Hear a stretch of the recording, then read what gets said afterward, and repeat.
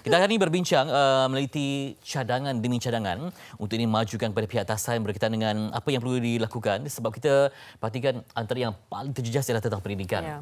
Serendah sampailah ke pengajian tinggi dan ini juga melibatkan silibus yang terganggu, pembatalan pelbagai peperiksaan penting dan juga banyak penangguhan dan kita bimbang dalam tempoh 3 bulan ini apakah terjejas silibus-silibus yang telah pun dirancang dan bagaimana pula dengan perkembangan intelektual anak-anak yang biasanya dah pun terbiasa dengan sekolah tapi dah 3 bulan ini mereka dah sedap, dah terbiasa secara online. Apa akan jadi? Dan inilah masa untuk memajukan cadangan demi cadangan kepada pihak kerajaan. Dan saya kira hari ini kita tampilkan Kesatuan Perkhidmatan Perguruan Kebangsaan Malaysia. Pastinya ada cadangan yang bernas boleh kita fikirkan oleh pihak tertentu berkenaan dengan tersekat pula NU.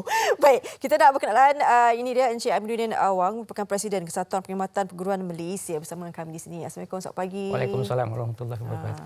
Panjang lebar kita bercakap berkenaan dengan dia, sebab introduksi tadi tu. Bapa-bapa, ibu-ibu yang ada anak kan. Okay, baik, sepanjang pemantauan dalam tempoh yang terdekat ini 3 bulan ini, adakah sukses dan juga tercapai objektif dari segi pembelajaran secara online itu? Di mana kita perhatikan ada juga yang komplain dari segi facilities mungkin di Ceruk Kampung tak dapat akses kekuatan internet yang mencukupi. Jadi macam mana perjalanan sepanjang 3 bulan ini? Jadi apabila kita bercakap tentang pembelajaran secara maya, ada beberapa perkara yang perlu kita ketahui dulu, memahaminya terlebih dahulu supaya kita betul-betul memahami. Yang pertama sekali kita perlu ingat bahawa tidak ada seorang guru pun di negara kita yang pernah dilatih untuk mengadakan pengajaran dan pembelajaran dalam tempoh wabak COVID-19. Dan kita guru-guru tidak ada rujukan lampau. Bagaimana untuk mengajar. Dan yang kedua, sebelum ini pun aspek pengajaran secara maya ini bukanlah merupakan satu prioriti pihak Kementerian Pendidikan dan juga guru itu sendiri. Yang mana guru-guru sebelum ini diberikan pendedahan tentang kaedah pengajaran adalah dalam suasana biasa. Dan yang seterusnya perlu juga tahu bahawa dalam kita menjalankan proses pengajaran dan pembelajaran secara maya ini, ada 3 perkara yang kita perlu tahu.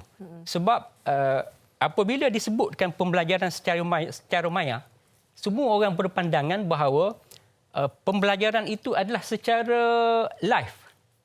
Bermaksudnya guru ada di depan laptop dan kalau pelajarnya ada 30 itu sedang mengikuti. Dan mereka membuat kesimpulan bahawa apabila cikgu mengajar secara langsung dan hanya 5 orang pelajar saja yang mengikuti secara langsung, mereka mengatakan bahawa tidak berlaku proses pengajaran dan pembelajaran. Tetapi kita kena ingat, perlu tahu juga bahawa di dalam proses pembelajaran secara maya ini, yang pertama sekali adanya pembelajaran maya yang dipanggil segera ataupun synchronous, iaitu secara live. Yang keduanya adalah pembelajaran secara yang segera ini adalah secara live. Contohnya dilakukan melalui Facebook Live, menggunakan WhatsApp call, menggunakan Skype, menggunakan Zoom. Itu secara langsung. Maksudnya boleh berinteraksi secara langsung. Dan ada juga pembelajaran secara tidak segera, iaitu asynchronous. Iaitu pembelajaran boleh juga secara maya, tetapi murid tidak semestinya memberikan maklum balas pada masa yang sama. Yang menimbulkan isu ialah mengatakan bahawa tidak ada kecukupan murid dari segi gadget, dari segi telefon. Mak bawa telefon ke pejabat tidak boleh digunakan telefon itu untuk pembelajaran secara online. Yang kedua, sebenarnya mereka boleh, guru memberikan tugasan dan murid hanya menjawab apabila ada kesediaan dari segi capaian internet, dari segi ada kemudahan tablet. Bermaksudnya guru akan menjawab apa dia maklum balas murid itu dari masa ke semasa mengikut kesediaan. Baik. Dan yang ketiganya adalah pembelajaran secara offline. Offline ini ialah contohnya sebagaimana TV pendidikan. Mungkin secara yang mana tidak memerlukan capaian internet. Podcast atau broadcast yang itu tidak memerlukan capaian internet. Yang jadi bermaksudnya pembelajaran itu sekiranya yang ranking pertama tadi iaitu secara segera itu tidak dapat dilaksanakan, ada lagi proses yang alternatif yang kedua dan yang ketiga. Baik. Dan akhir sekali saya ingin memetik kepada kajian yang telah dibuat oleh pihak Kementerian Pendidikan Malaysia berkaitan dengan pembelajaran secara dalam talian ini, yang mana kajian ini telah dilakukan terhadap lebih kurang 900 orang pelajar. Baik. Dan 670,000 orang ibu bapa. Ya. Yang mana di dalam dapatannya mengatakan bahawa lebih kurangnya hanya 6% pelajar memiliki komputer peribadi. Ya. Lebih kurang 9% memiliki komputer riba. Rendah. Rendah. 5% lebih saja memiliki tablet. Ya. 46% memiliki telefon.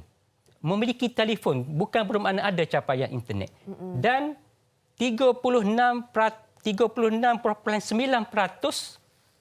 tidak mempunyai apa-apa kemudahan. Baik. Kemudahan. Okey. Cik Aminuddin, kita akan sambung selepas ini. Kita nak berehat seketika sebab pastinya nanti ada soalan ibu bapa ni. Boleh ke kalau anak kita ni pergi ke satu kelas tu 17 orang kata paling ramai. Jadi bagaimana nanti pembahagian, bagaimana suasana pembelajaran kan? Itu nanti kita akan bincangkan dengan selepas ini. sanitasinya, dengan percerakan sosialnya, dengan subjek yang memerlukan kadang memerlukan kerapatan kan? Jadi memang tak dapat dielakkan. Jadi apa alternatif yang telah pun diberikan supaya ia dapat dilangsungkan dengan mengurangkan itu dan ini demi kelangsungan pendidikan di Malaysia. Selepas ini di Malaysia.